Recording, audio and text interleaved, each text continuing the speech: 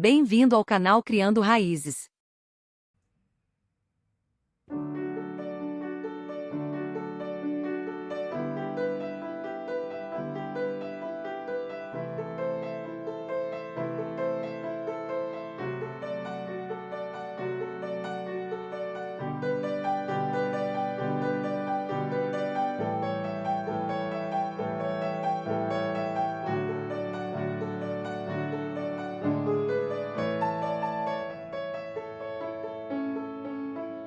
A Arca de Noé.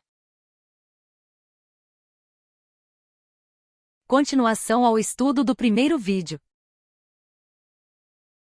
Para onde foi toda a água?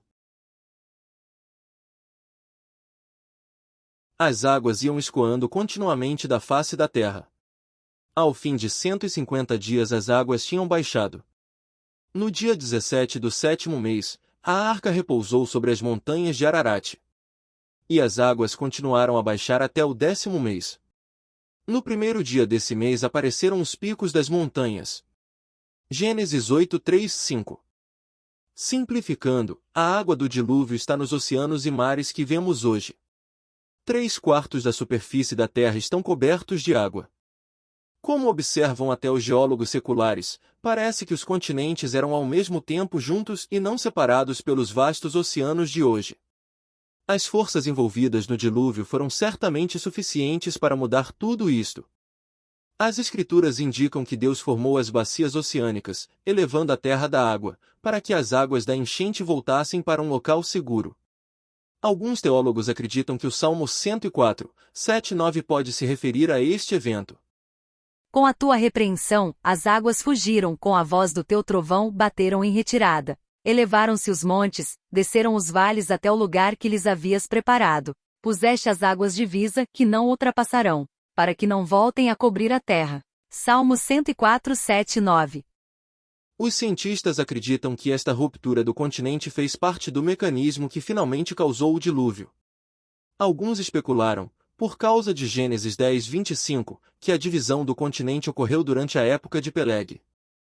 A Éber nasceram 2 filhos, o nome de um foi Peleg, porque em seus dias se repartiu a terra. Gênesis 10, 25. Contudo, esta divisão é mencionada no contexto da divisão linguística da Torre de Babel de toda a terra. Portanto, o contexto aponta para uma divisão de línguas e grupos de pessoas, e não a divisão da terra. Se houvesse um movimento massivo de continentes durante a época de Peleg, teria havido outra inundação mundial.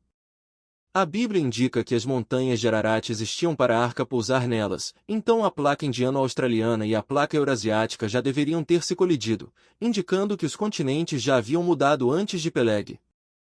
O dilúvio de Noé foi global? Muitos cristãos hoje afirmam que o dilúvio da época de Noé foi apenas uma inundação local. Estas pessoas geralmente acreditam numa inundação local porque aceitaram a história evolutiva amplamente aceita da Terra, que interpreta as camadas fósseis como a história do aparecimento sequencial da vida ao longo de milhões de anos. Os secularistas negam a possibilidade de um dilúvio mundial. Se eles quisessem pensar de uma perspectiva bíblica, no entanto, eles viriam abundante evidência do dilúvio global. Ao fazer isso, eles também minam o significado da morte e ressurreição de Cristo. Tal cenário também rouba todo o significado da descrição de Deus, quando terminou a criação como muito boa. Se o dilúvio apenas afetou a área da Mesopotâmia, como alguns afirmam, por que Noé teve que construir uma arca? Ele poderia ter caminhado para o outro lado das montanhas e ter escapado. Mais importante ainda, se o dilúvio fosse local, as pessoas que não viviam nas proximidades da inundação não teriam sido afetadas por isso. Eles teriam escapado do julgamento de Deus sobre o pecado. Além disso, Jesus acreditava que o dilúvio matou todas as pessoas que não estavam na arca. Se o dilúvio fosse apenas local, como poderiam as águas subir até 6 metros acima das montanhas? A água procura o seu próprio nível, não poderia subir para cobrir as montanhas locais enquanto deixa o resto do mundo intocado. Até mesmo o que hoje é o Monte Everest, já foi coberto de água e elevado depois. Houve enormes inundações locais nos últimos tempos, por exemplo, em Bangladesh, Indonésia e Japão, mas nunca houve outro dilúvio global que matou toda a vida na Terra. Onde está a evidência na terra do dilúvio de Noé? Acontece que, de propósito, esquecem que os céus existem desde muito tempo, e que a terra surgiu da água e através da água pela palavra de Deus. Com base nesta palavra também o mundo daquele tempo foi destruído, afogado em água. 2 Pedro 3, 5, 6. Evidências do dilúvio de Noé podem ser vistas em toda a terra, desde os fundos marinhos até topos de montanhas. Quer você viaje de carro, trem ou avião, características físicas do terreno da Terra indicam claramente um passado catastrófico, desde desfiladeiros e crateras até jazidas de carvão e cavernas. Algumas camadas de estratos se estendem através dos continentes, revelando os efeitos de uma enorme catástrofe. A crosta terrestre possui enormes quantidades de rochas sedimentares em camadas, às vezes quilômetros de profundidade. Essas camadas de areia, solo e material principalmente depositados pela água já foram macios como lama, mas agora são pedra dura. Envolvidos nessas camadas sedimentares estão bilhões de coisas mortas, fósseis de plantas e animais, enterrados muito rapidamente. As evidências por toda parte, a Terra está olhando para todos na cara. Onde está a Arca de Noé hoje? A arca pousou nas montanhas.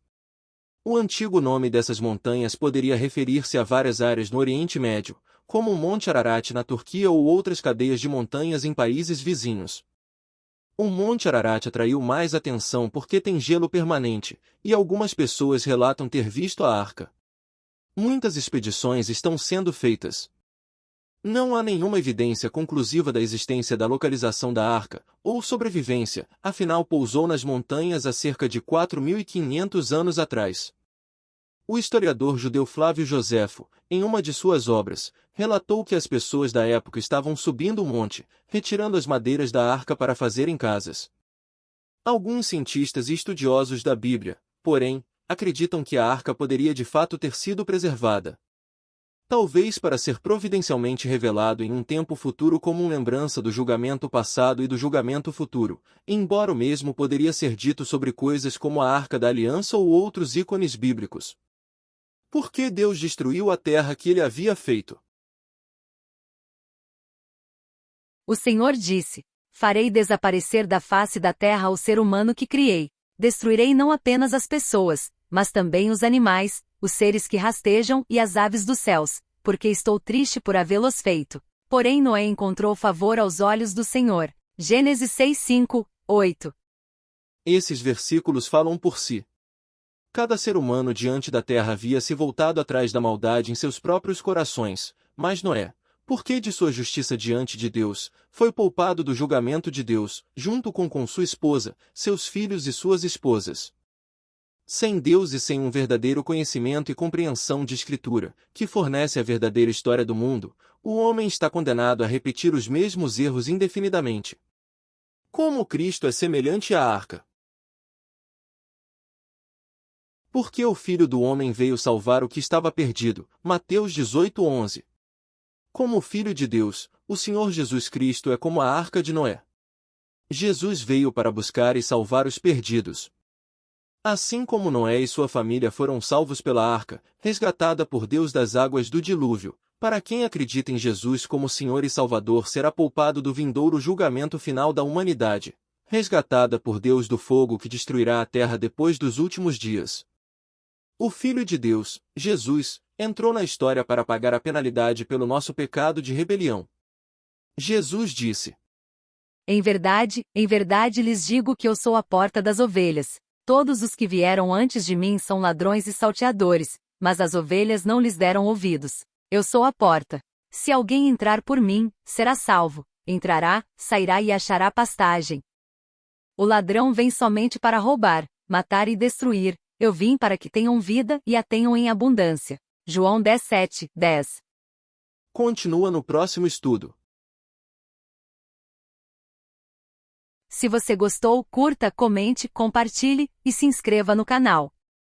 Obrigado, e até o próximo vídeo.